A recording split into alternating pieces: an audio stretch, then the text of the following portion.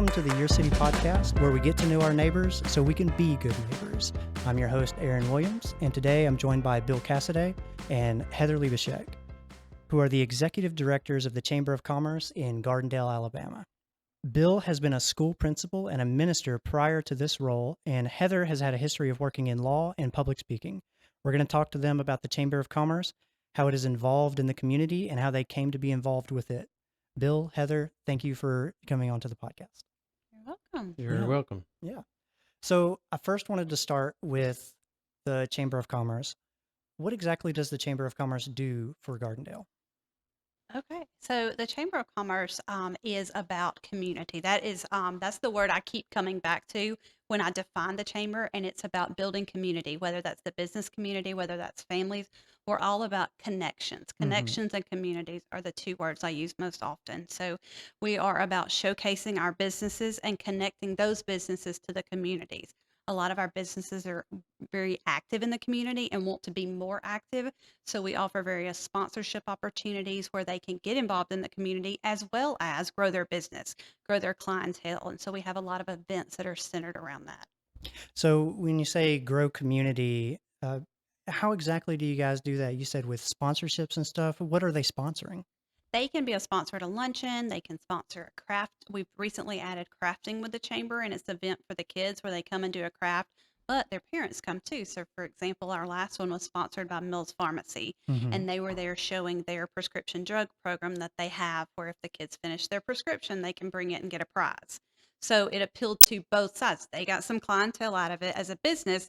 The kids got a craft. They saw them giving back into their community. One thing that I try to focus on with chamber membership, and when I thank our chamber members, I always say thank you for supporting our community through chamber membership, because a lot of your dues go back into the community, whether it's those type events, whether it's the Christmas parade, whether it's the senior center, all the different areas that we're involved in. Gotcha. So I guess a good way to sort of summarize it would be to say that the Chamber of Commerce is kind of like a network hub that connects the citizens of Gardendale to businesses in Gardendale. Yes. Okay, awesome. How long have you been involved in the chamber, Bill? I've been involved since 2018. Okay. In May of 2018, the previous director decided she wanted to stay home with her kids. And I was finishing up with the Gardendale Board of Education and saw an opportunity to become a part of the chamber. I'd been involved in it in different ribbon cuttings through the Board of Education when I was with them. Saw how it worked and what a good connection it had with the community, business community, and also the community as a whole. So that's how I got involved. And, Okay, so about 3 years now. 3 years. Wow. Correct me if I'm wrong, but you're going to be stepping away soon. Is that accurate? Well, no, I'm just I will not allow that. yeah. She's not gonna let me do that. I will not allow that. She's okay. gonna be the Sorry. executive director. I'm gonna be her assistant. Oh, with helping okay. with Which I refuse to finance call and- him. Okay. finance and just to kind of be there to help out with the process. Okay. I guess I was mistaken. I had heard that you were going to be stepping down from executive director, but I That is guess correct. That is okay, correct. but I not am moving stepping from out. no, not stepping out of the chamber. Okay, very cool. What about you? How long have Heather? How long have you been as a part of the chamber, and how did Bill drag you into this? I joined the chamber when I started public speaking through my own, through a previous company. I joined on their behalf, and then when I decided to start my own company, I joined the chamber through that company. I joke, I was last year at the chamber banquet, I was given the award of new chamber member of the year and also asked to serve on the board of directors. So I served on the board of directors, probably the shortest tenured board member ever, because a few months later, when COVID hit, they hired me. Oh, And so then I started as the assistant director, obviously couldn't serve on the board anymore. COVID kind of shut down my business as far as public speaking goes. It was the worst possible time to start a new business, but I didn't know that at the time. But it was the perfect plan, and I can see how it all played out to get me right here. But for COVID, I would not be in this position. So not that I'm glad it happened, but some good, at least for me, came from it. And so I started on the board, and a few months later as the assistant director, and then a few months ago became executive director, and July was my 1 year anniversary of being employed by the chamber. wow. So you said that you were asked to jump onto the board of directors. What is the board of directors? The board of directors is our governing body. Bill and I answer to the board. Anything we do has to go before the board. Certain dollar amounts of spending have to go before the board. Mhm. So we have 9 members on our board, and they're made up of different people within the community, as well as we have 8 members of the community and 1 person that's tied to the city, so that we get that input as well. And they are our decision-making body. So you mentioned public speaking is kind of like what got you into the chamber, and you have a history of law. I saw that you studied kinesiology. You've kind of been all over the place. I have. I'm curious, how have your previous expertise applied to this role? How have you been able to leverage that? Okay, so when I first started, I was like, God, all this legal, all this just wasted. And now I'm doing something totally different. Mhm. But I quickly learned, and God quickly revealed to me that almost everything I did in those prior jobs got me here. The good and the bad. I can look at some horrible things I went through with previous jobs that have come into play to get me here. The legal, when we first came in, one of the first things we did was redo the bylaws. My legal background helped with that. We had to do some tax documents and get some stuff done. My background was in employee benefits with a little bit of tax law, so it just played right into it. Kinesiology, I was a PE major. Our newest benefit that we've offered for our chamber members is a free Friday fitness class that I teach on Friday. So even that little piece kind of played right into it. So Okay. So you just kind of have been finding ways to fit that stuff in there. well, and I really haven't had to find. I mean, they've just been there for me. I haven't had to Oh. Kind of look for reveal them at themselves all. to her. Yeah, Oh. I've not looked at all for ways to plug them in. Even the Yeah. public speaking, I went and I was asked to come speak to a group about the chamber, and I was like, oh, I'd kind of written that off as something I wasn't going to do anymore, and I was like, I can even do that through the chamber. So it all just organically happened. Public speaking is one of those skills that everybody is so scared of, but it is such a useful skill to have. Like being able to go out and present ideas to people and connect with people on on that big scale, that can do so much for you. Well, it was not a skill I knew I had. I was working for a previous employer, and she was getting a little overwhelmed with public speaking gigs and asked if I would give it a shot. My initial answer would have been no, but my Bible study that week was on getting out of your comfort zone. And I was like, really, God? Really? So obviously I had to say yes, and turned out to be something I actually enjoyed. So it all and led me to here with the Yeah. chamber. So The dominoes just happen to fall that absolutely, way. absolutely. That's When crazy. God has a plan, the dominoes fall. And he equips you. That's the other thing I've very much learned through Mhm. this. When you answer his call, he equips you to do it. Hmm. Bill, so you're stepping down from your executive director role into an assistant director role. While you were an executive director, what was something that you accomplished with the chamber that you're really proud of? I think just trying to get them organized as far as a group. The board had not even been really operating by their bylaws, Mm-hmm. and that's one of the things with Heather's assistant. We really got them more organized. They were just kind of haphazardly operating.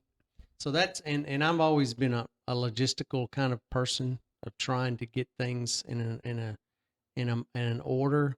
And they'd been through a succession of about every 2 to 3 years they'd had a new director. Mm-hmm. So there wasn't any carryover. And the board was set up to where you had a new president every year. So there wasn't any longevity. So they needed to have more structure. Mm-hmm.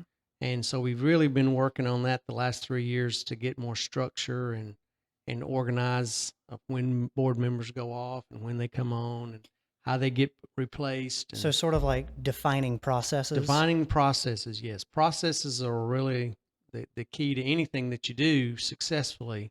I believe that so much. At my job, like process is such a big thing. And Right. we have certain people who are like, just leave me alone and let me do my work. I don't care about process. But Right. I'm with you. Like Yeah. I love process. And I think that having a successful process that's what gets you to success. And what happened, it really makes everybody feel more comfortable too. I mean, it cuts down on a lot of conflict because you have a set process in which to move from one thing to the other. And we've done a lot of different things, trying to do good, changing of our speakers at our luncheons and and Heather's helped with the process of getting more sponsors of it. So it's just been it's been a good year. Been Mm-hmm. good, even with COVID, I think it's really been a lot of very positive changes. Um, I'm not a young chicken anymore, so and Heather's really got some really good skills, relational skills with people.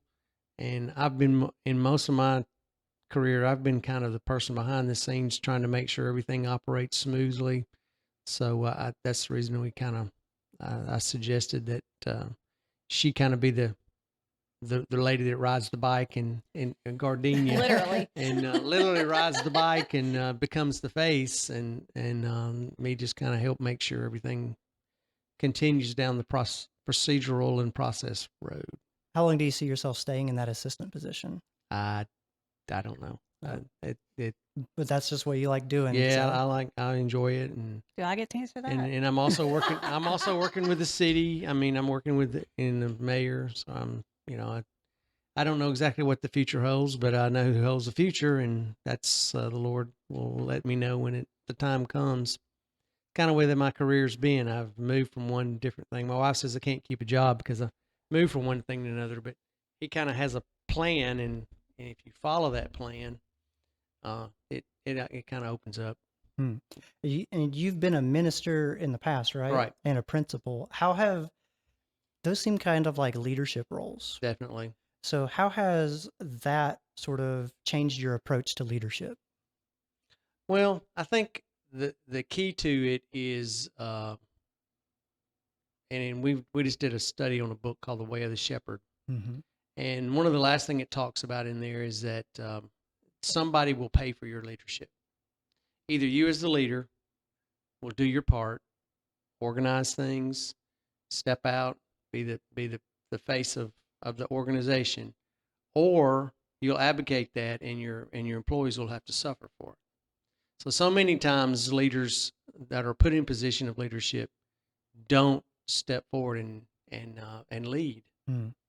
and they take the title and they think they've accomplished something, and really people people don't follow you. I mean, you can have a title, but you've got to do something, and you've got to put forth a plan, a vision, a process.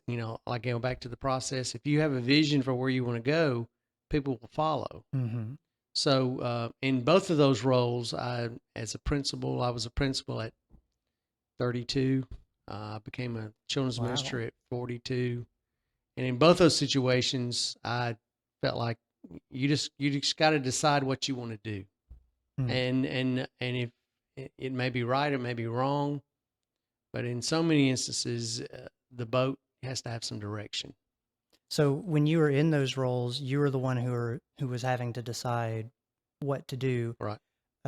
What was it that you decided on that kind of helped give you that, like you were saying, the boat is pointed in a specific direction? What direction did you point your boat in? I tried to research and find out exactly what was the best approach in both the principalship and also in the children's ministry, and just made a decision. Uh, Branding is really an important, whatever you do. In the children's ministry, I chose the word quest, Okay. and everything was centered around that. Every activity, Bible quest, adventure quest, everything. In schools, it was you try to get everybody organized, and then came up with the middle school concept and the team approach as a process. And so if you don't have a way of getting people,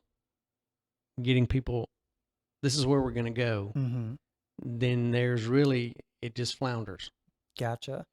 That's one of the things that we talk about in my industry is what's referred to as a servant leader. Right. And this idea that like you trust the people behind you, you give them direction, you give them vision, and then you give them the tools that they need to be able to build the path. Right. Like you don't necessarily have to be out there in the front, but as long as you're equipping everybody with everything that they need, they'll sort of like get themselves there. Right. And what you have to do is you have to try to work to get people's heart and not their back. And in doing that, you can't use coercion. You can't say, I'm going to fire you.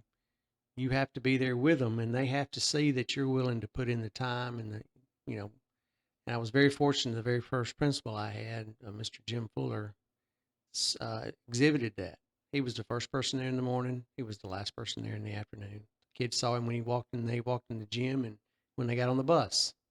So I had some really good mentors from the beginning to see that you have to. Again, it goes back to either somebody's going to pay for your leadership, either you, or if you're not a good leader, then your employees are going to suffer. Mm-hmm. So when you said that, you can threaten people and things like that, I guess what you're trying to highlight there is that fear may get you short-term gains, Right. but it'll get you long-term losses. Correct. Okay. Because people don't quit a company; Mm-hmm. they quit the leader. Man, that's powerful right That there. is good. Yeah. It's true.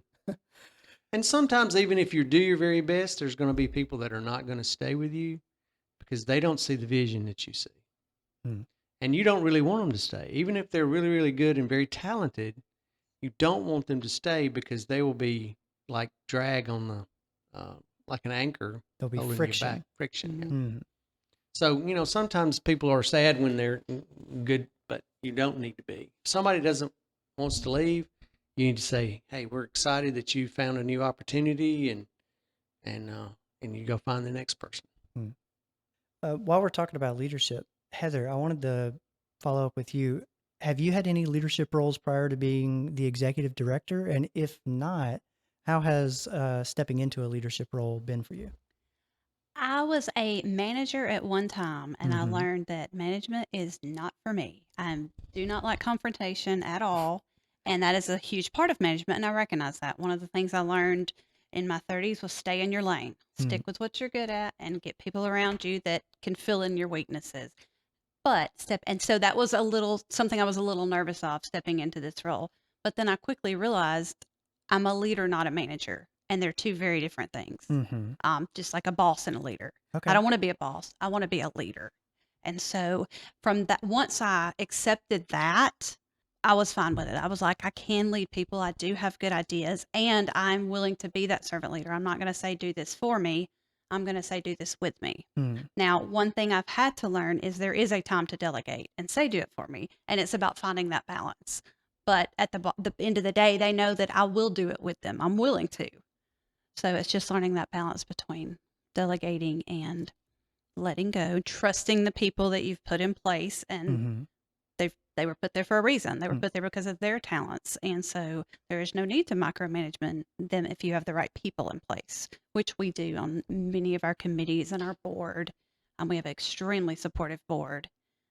Well, that's good. That's good. With what Bill was saying earlier about how capturing hearts and vision is so important, what has been your approach to communicating your vision for the chamber? It took me a while to figure out what that was. In fact, we talked at our last board meeting. One of the things that are on our agenda for next year is to establish a vision and a mission statement with the Mhm. board's assistant, as well as some goals for that year.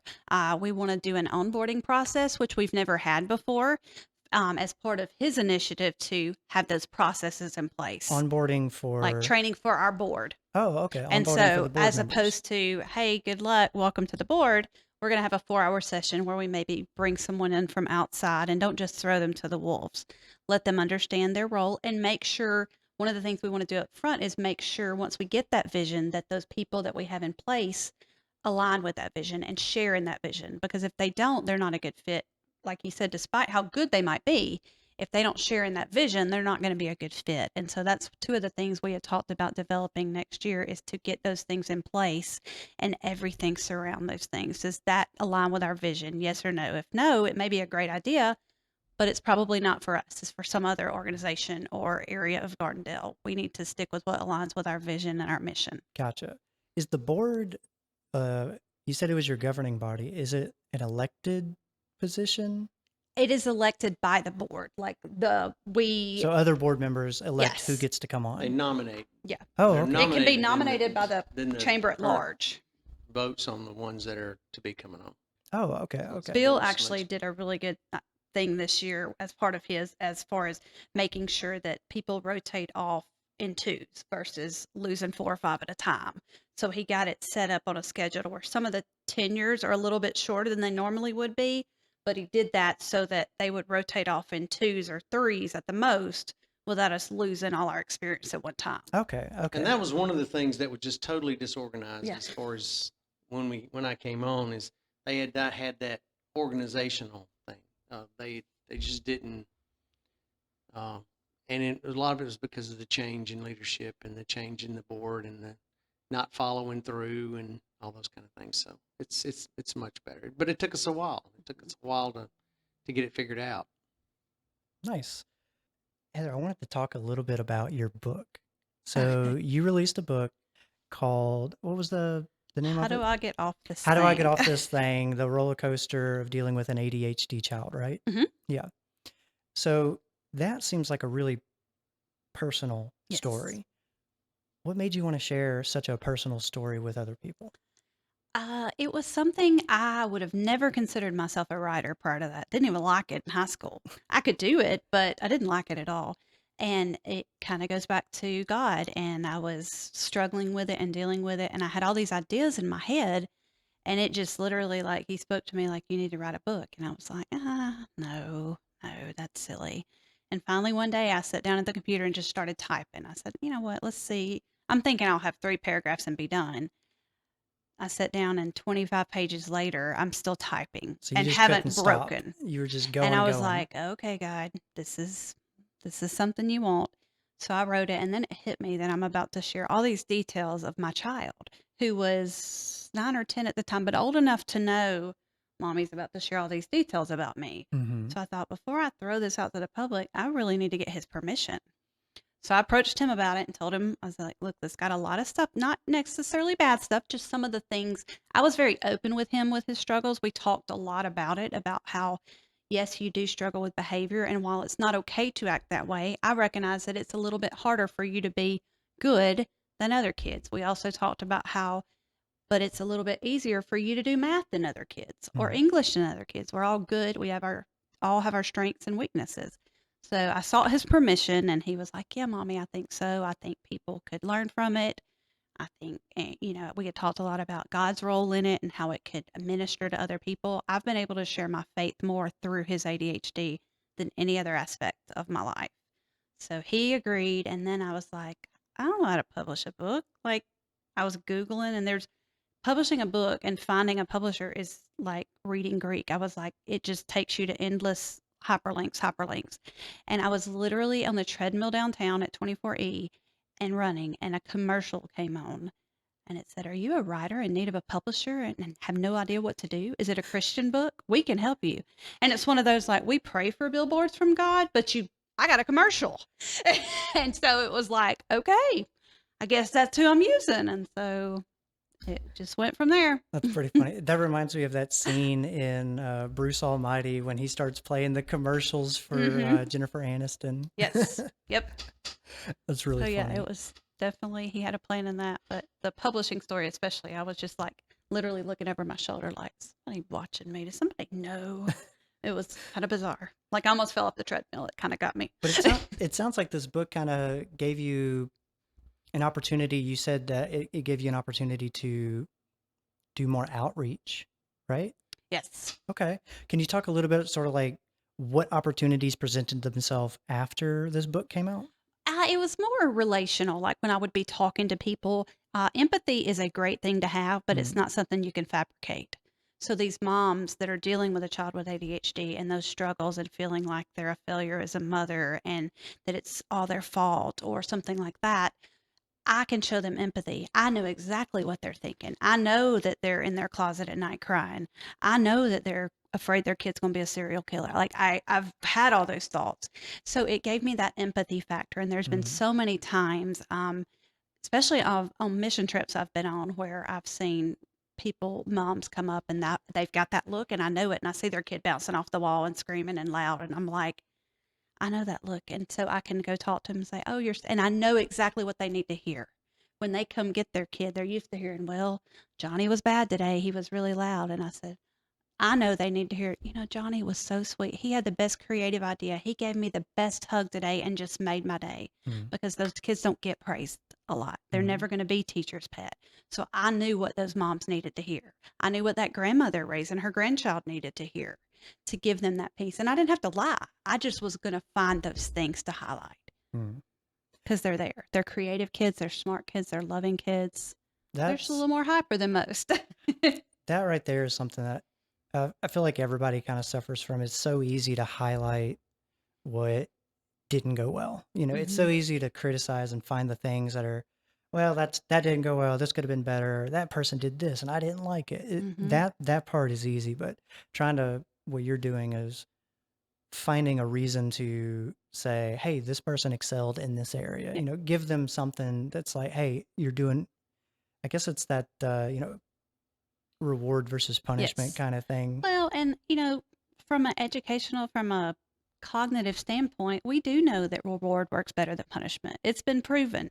We don't act that way most of the time, whether it's in our schools, whether it's we thrive on that punishment, but just like that servant leadership, we know that the reward works better. We did not have a good early education. Well, we did not have a good kindergarten teacher. It was a rough year for Mhm. Bryce. He was in trouble a lot. We never got good notes. We were on red light all the time. We were on sad face, whatever it was, we were on the low end. Mhm. And I kept saying, can you give me one thing he did good so I can talk about that thing with him? I'm going to address this, yes. Mhm. Um, when we But got to first and second grade, it was phenomenal. They were fantastic. mhm. But I knew that that's what I needed to hear, and that's what they weren't hearing. So having been in that side where I sat there every day, wait until 3 o'clock. And if the principal didn't call me, I was pretty anxious, excited about it, just rocking in my chair, thinking, "Oh gosh, yes, it's 3. Oh wait, what if she's just now getting around to call the bad kid's parents?" Like all the thoughts, like I knew them, and so I knew exactly what to look for, what they needed to hear. I knew how to talk to the kids. A lot of the kids need to understand the why, and so I grew up in the mentality of, well, because I'm the mom, that's why. Mm. Well, yes, I should listen to you, but they don't always work. Their minds don't work that way. So I can be stubborn and say because I said so, or I could take that extra step and tell them why and get the result I want. Why do I not want you to jump on the back of the boat? Because you'll fall and that propeller back there will really hurt you. Mm. And they So tend to stop. sort of like demonstrating the value of Mhm. like, hey, we have adults have all this experience and they can, kind of they have a wisdom developed, and this is the value of that. This is sort of Mhm. what's going to go wrong, and helping kids, taking that extra little bit of Yeah. patience to explain to the kid, make sure that they understand this is the reasons It's why not things just are to be going to, mean. yeah. I've learned from studying some generations that the millennial generation, that's a big thing with the millennials. They want to know the why. Mm. They want to know where they fit in the in the wheel. What role does their cog play? And so it's kind of been applicable on that side as well, learning how to do it with my son and applying it to when I'm interacting with the chamber role, whether it's with that or with other areas of my life, Yeah. even as a paralegal. Like, Well, my wife and I were actually watching a video last night about a parent who has a really rowdy child, maybe similar symptoms to what mhm, your child had. And her approach to it was like, don't lose your temper, don't get mad, just let them know, set boundaries, mhm, maintain those boundaries, and let them know that they're going to have to control their emotions before they can get what they want. yeah. So, sort of teaching them to communicate. My son was very impulsive. He was a hitter, but he wasn't a like, "Oh, I'm mad at you, I'm gonna hit you. Oh, you took my toy, I'm gonna hit you." It was more of a, "You're standing there, I'm gonna hit you." It's just an impulse. Often he had no idea he even did it.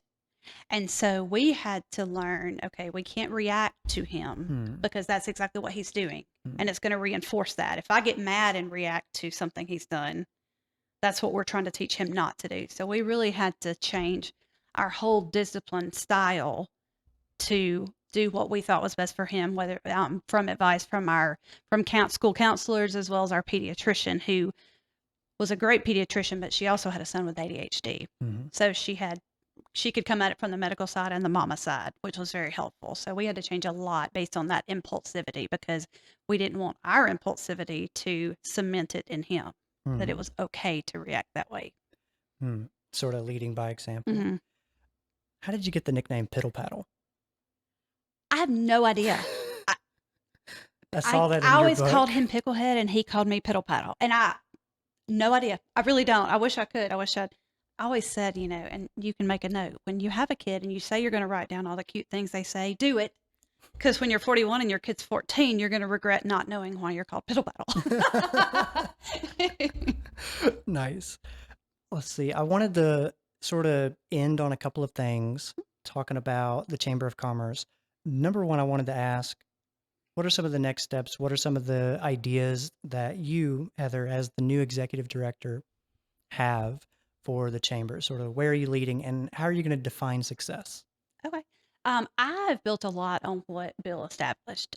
He had laid such a groundwork, and not just the work he did, but the person he is. Mm, He is just so well respected in the community, and rightfully so. He is too modest, but he does more in this town than anybody could possibly do. But he had laid such a good foundation. And so, one of the things he talked about early on in hiring me is, and I was looking this way too, is we're looking 5 years down the road. We're a chamber of about 260 right now. We're going to be 500. What is that going to look like? How mm, are we going to get more staff? mm-hmm. What do we need to be doing now so that when we get to 500, we're equipped for 500? So I want the chamber to grow. We've got a lot of existing businesses that are not chamber members. I want it to add more components right now. There's just me and him, and we're both part time. I want that to change as we grow so that we're more able to do things. I want more staff so that we can do those things. One area, the onboarding was a big one. I'm in a group of chamber executives, and there's been a lot of buzz lately about boards and the problems they're having with boards. And I almost feel guilty at times because I don't have any problems. Like, I don't know that they've ever told us no. Like, they're just so supportive, Mm, but I don't want to get to that. So I feel like if you have good processes and onboarding and training and being proactive in that, we won't get to that point ideally.